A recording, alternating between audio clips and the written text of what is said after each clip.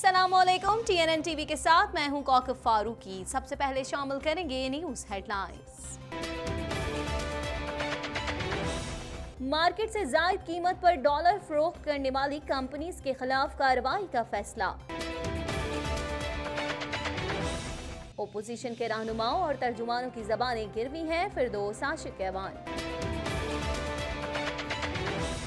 नवाज शरीफ की नून लीग को ईद के बाद हुकूमत के खिलाफ एहतजाज की हिदायत।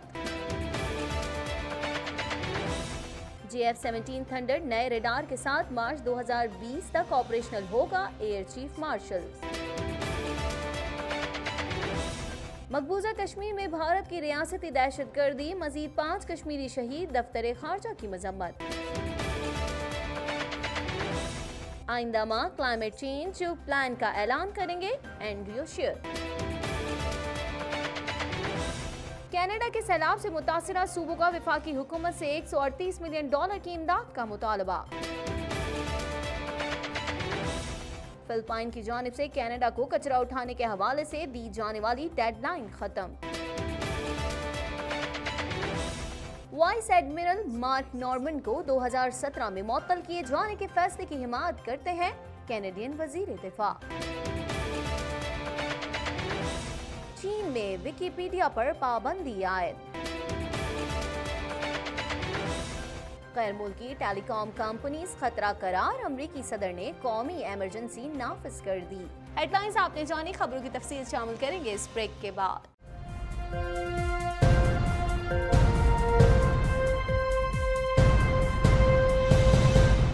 बुलेटिन में खुशामदीद। बुलेटिन के आगाज में सबसे पहले बात करेंगे वजीर आजम की जेर सदारत इजलास में फैसला किया गया कि तयशुदा करेंसी रेट से इनहराफ करने वाली कंपनीज को कोई रियायत नहीं दी जाएगी।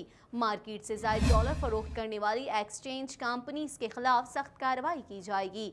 मजीद जानेंगे इस रिपोर्ट में।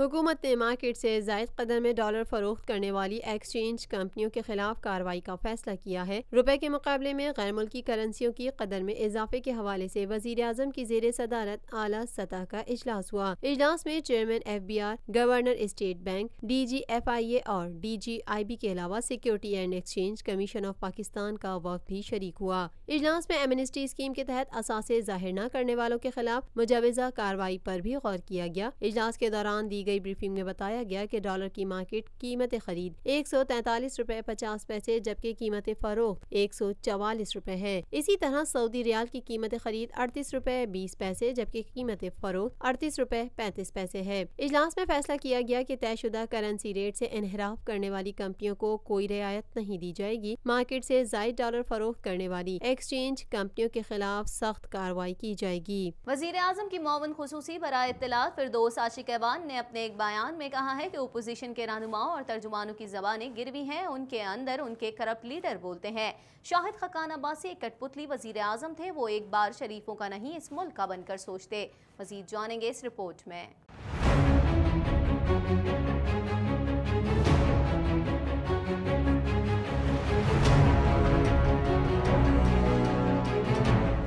वज़ीर आज़म के मावन खुसूसी बराए इत्तलात फिरदौस आशिक ऐवान का कहना है कि अपोजिशन के रहनुमाओं और तर्जुमानों की ज़बानें गिरवी हैं। वज़ीर आज़म की मावन खुसूसी बराए इत्तलात फिरदौस आशिक ऐवान ने अपने एक बयान में कहा कि अपोजिशन के रहनुमाओं और तर्जुमानों की ज़बानें गिरवी हैं। उनके अंदर उनके करप्ट लीडर बोलते हैं। शाहिद खाकान अब्बासी एक कठपुतली वज़ीर आज़म थे। वो एक बार शरीफों का नहीं इस मुल्क का बनकर सोचें। मावन खुसूसी बराए इत्तलात फिरदौस आशिक ने कहा कि शाहिद खाकान बताएं एयर ब्लू मुनाफे में और कौमी एयरलाइन खसारे में कैसे गई। एहतसाब वही करता है जिसके हाथ और नीयत साफ हो, वरना जरदारी के पैसे लाने का दावा तो आपके आका ने भी किया था।